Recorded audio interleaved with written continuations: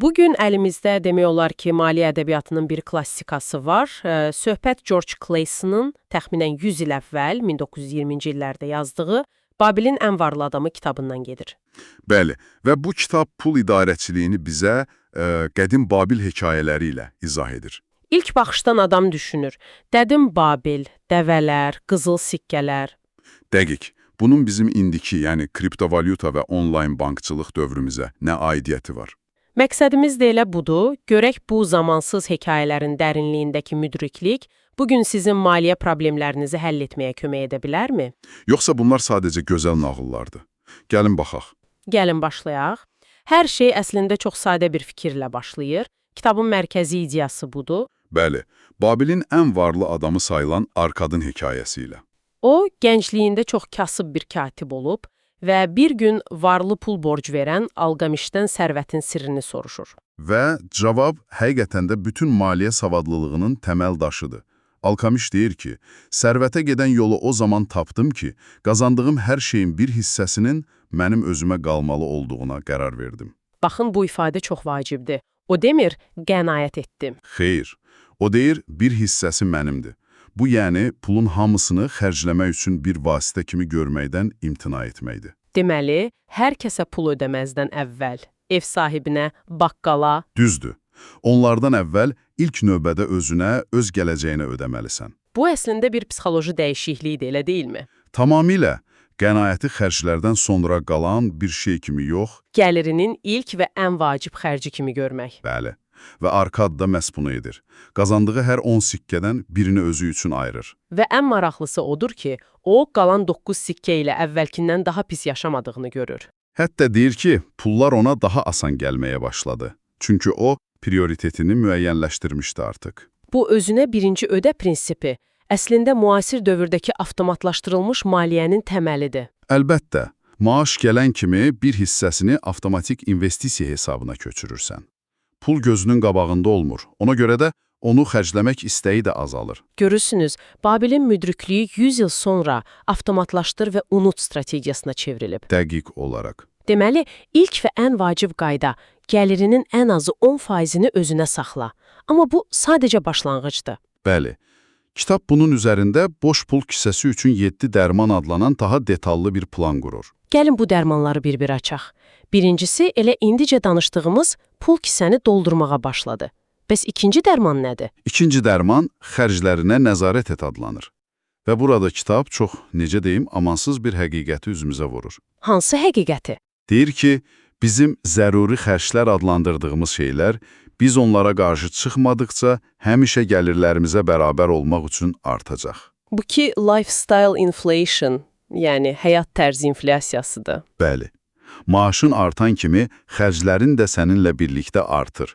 Daha bahalı telefon, daha böyük ev. Bu, yəqin ki, çoxlarına tanış gəlir. İnsanlar daha çox qazanır, amma ayın sonunda yenə də pulları qalmır. Dəqiq olaraq. Kitab da buna qarşı büdcə tutmağı təklif edir. Amma büdcə çoxları üçün qorxulu bir sözdür, məhdudiyyət kimi. Kitab isə onu bir azadlıq vasitəsi kimi təqdim edir. Yəni, büdcə sənin istəklərinə yox demək üçün deyil. Bəs nə üçündür? Sənin həqiqi ehtiyaclarını və arzularını müəyyənləşdirmək və pulunu məhz onlara yönəltmək üçündür. Yaxşı, deməli pulumuzu yığdıq, xərclərimizi idarə etdik. Üçüncü dərman, yəqin ki, bu pulla nəsə etməklə bağlıdır. Bəli, üçüncü dərman qızılını çoxalt adlanır. Bu o deməkdir ki, yığdığın hər sikkə sənin üçün işləyən bir qul olmalıdır. Və o qullar da öz övladlarını, yəni faizləri gətirməlidir. Dəqiq. Bu, müasir dildə mürəkkəb faizin, compound interest'in çox poetik bir təsviridir. Yığdığın pulu sadəcə sandıqda saxlamaq... Onu ölü kapitala çevirir? Bəli. Onu investisiya etməlisən ki, sənin üçün pul qazanan bir qızıl qullar ordusuna çevrilsin. Amma bu ordunu qorumaq da lazımdır. Yəqin dördüncü dərman da bununla bağlıdır. Xəzinəni itkidən qoru. Tamamilə. Arkadın öz hekayəsindəki o məşhur səhvi kimi. Hə, yığdığı ilk pulu bir kərpic ustasına verir. Bəli, güya o da xaricdən nadir daşqaş gətirəcək. Nəticə? Kərpic ustası daşqaşdan nə anlayır ki? Onu aldadırlar və bütün pul batır. Bu çox vacib bir dərsdir. İnvestisiyanın ilk qaydası kapitalı qorumaqdır. Gözdür. Və məsləhəti, işi, pulu idarə etmək olan insanlardan almalısan. Yəni, kərpiz ustasından kərpic haqda soruş, amma investisiya haqda yox. Bugünün reallığında bu o deməkdir ki, maliyyə məsləhətini qonşudan yox, peşəkarlardan al. Və bilmədiyin, anlamadığın sahələrə pul yatırmaqdan çəkin. Bu 4 dərman çox məntiqlidir. Amma 7 dərmandan danışırdıq. Bəs digər üçün? 5-ci dərman biraz mübahisəli səslənə bilər. Mənzilini gəlirli bir investisiyaya çevir. Yəni, öz evinə sahib ol. Bugün bu icarə et versus satın al mövzusu çox müzakirə olunur. Düzdür. Müasir dünyada bu daha mürəkkəbdir. Amma kitabın məntiqi budur ki, icarə haqqı ödəmək başqasının cibinə gedir, amma ipoteka ödəyərək əslində özünə sərvət qurursan. Başa düşdüm. Bəs 6-cı? 6-cı dərman gələcəyə yönəlib. Gələcək gəlirini təmin et. Bu, qocalıq və ya iş qabiliyyətini itirdiyin hallar üçün hazırlıqdır. Yəni pensiya planlaması, sığorta? Tam olaraq. Və nəhayət, 7-ci dərman bəlkə də ən vaciblərindən biri. Qazanmaq qabiliyyətini artır. Özünə investisiya etmək. Bəli, sərvət yığmağın yolu təkcə qənaətdən keçmir. Həm də daha çox qazanmaqdan keçir. Bacarıqlarını artır. Sənətində usta ol. Nə qədər çox bilsən, o qədər çox qazanarsan. Bu, heç vaxt köhnəlməyən bir prinsipdir. Deməli, plan hazırdır. Amma həyatda hər şey bizim nəzarətimizdə deyil axı. Bəzən insanlar sadəcə şanslı olurlar. Kitab bu bəxt, uğur məsələsinə necə yanaşır? Kitaba görə, uğur qətiyyən təsadüf deyil. Uğur ilahəsi ilə görüş adlı bir fəsil var. Orada çox gözəl bir hekayə danışılır. Tacirin hekayəsi. Bəli, ona şəhərdən kənarda suvarılmayan bir torpaq sahəsini çox ucuz almaq fürsəti təklif edilir. Və o bilir ki, kral həmin əraziyə su kanalı çəkdirməyi planlaşdırır. Yəni torpağın dəyəri 100 qat artacaq, amma o bu fürsətdən istifadə etmir. Niyə? Çünki o həmin an pulunu yeni dəbdəbəli paltarlar almağa xərcləmək istəyir. Qərar verməyi təxirə salır. Və fürsət əldən çıxır. Dəqiq. Bir neçə gün sonra qaydanda görür ki, torpaq artıq başqasına satılıb və həmin adam inanılmaz dərəcədə varlanır. Dərs budur. Uğur ilahəsi hərəkətli insanları sevir. Ən böyük düşmən isə təxirə salmadı. Fürsətlər gözləmir.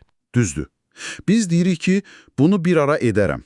Amma kitab deyir ki, bir ara heç vaxt gəlmir. Amma fürsəti dəyərləndirmək üçün də bilik lazımdır.